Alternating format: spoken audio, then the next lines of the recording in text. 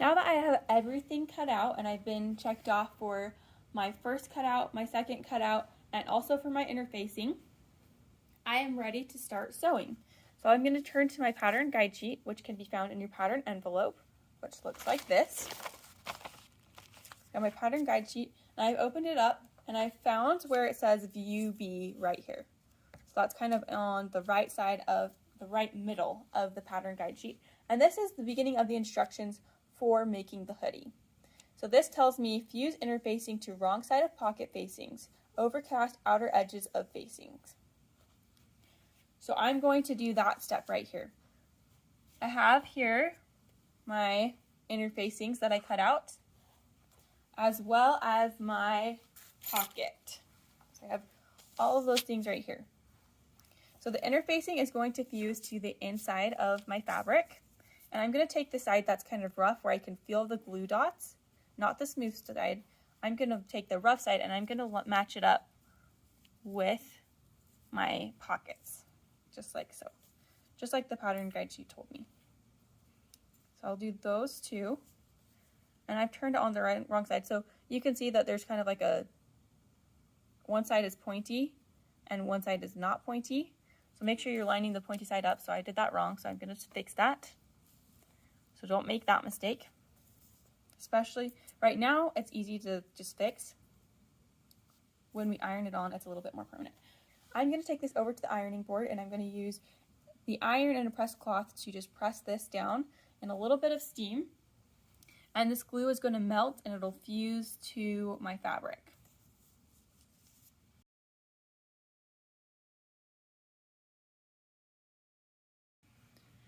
I'm over at the ironing board with my pocket piece ready to go. I have the wrong side up right now, so this is the right side of my fabric. Here's the wrong side, or the back side of my fabric. And I have my interfacing pieces laid over the edges. The pointy sides are together, and then the sides with like the cutoff are together. And that's about ready to go. Before I start ironing, there's a couple things I want to check. First is that my interfacing isn't overlapping or isn't hanging over the edge of my pocket. And if it is, I'm just going to trim it a little bit shorter, because if I ironed this right now, or I pressed this down right now, it would actually just kind of fuse to the ironing board. So I want to keep my ironing board nice. So I'm just going to trim it a little bit. I'm just going to cut out like a 1/4 inch so that nothing is hanging over the edge. I'll trim that a little more. Sorry, just bumped you. And then I'll trim up here as well. So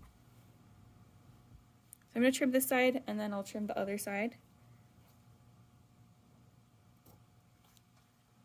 I just want to ensure that I'm not going to be ironing this onto my ironing board. Okay.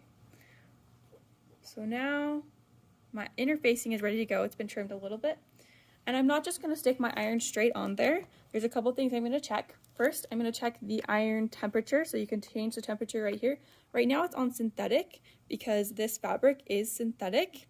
We'll learn a little bit more about the different temperatures that things should be ironed at later.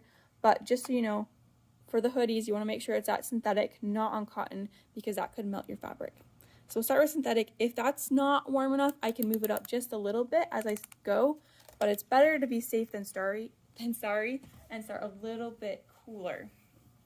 The other thing I'm going to do is use a pressed cloth, which is just a plain piece of cotton fabric, or it can also be made out of organza or different fabrics, but we are using cotton in our class today. And I'm going to lay this over the interfacing because I don't want any of the glue from the interfacing to get on the iron, because that would ruin my project and other people's projects as well.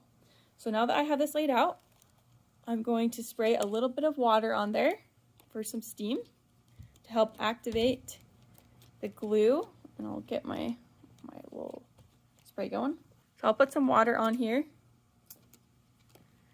And then I'm just going to gently press over this, going up and down.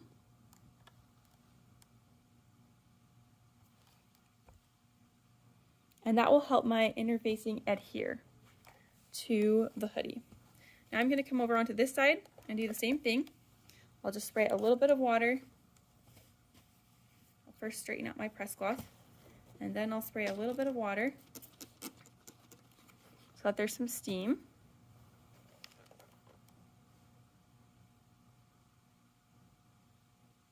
And I'll go up and down.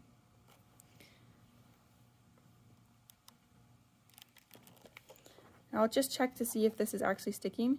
It looks like I need to turn my iron up just a little bit, and it depends on the iron, so I would still start at synthetic and move it up a little bit, but I'm going to head more towards the silk/wool setting.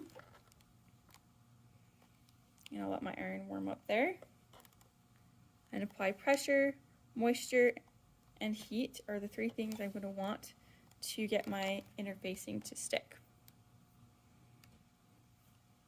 Just a reminder, you want to make sure that the glue part of your interfacing is facing your hoodie material. So you're not making it stick to the press cloth, you're making it stick to the hoodie. I now have my interfacing stuck to my hoodie pocket. I'm going to take it over to the serger and I'm going to serge the edge right here and right here so that those are stuck together permanently.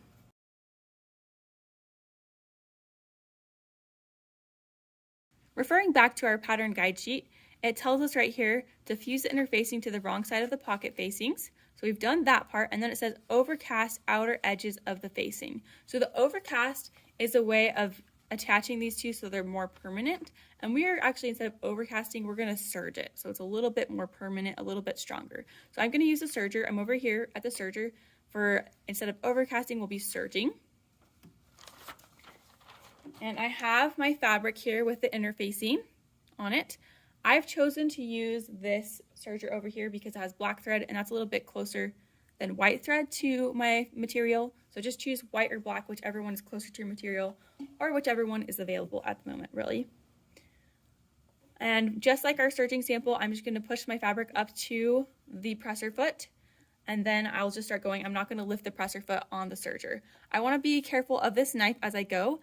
Remember that it could cut you or your fabric, so keep anything that you want to keep away from the knife. So fingers, fabric that you don't want to be cut off, and then I'm ready to sew.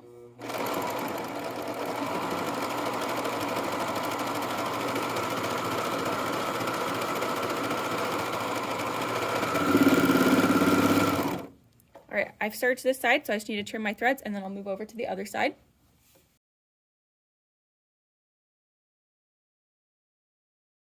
We've now completed the first step of the pattern guide sheet, so get checked off by me and then move on to the next step.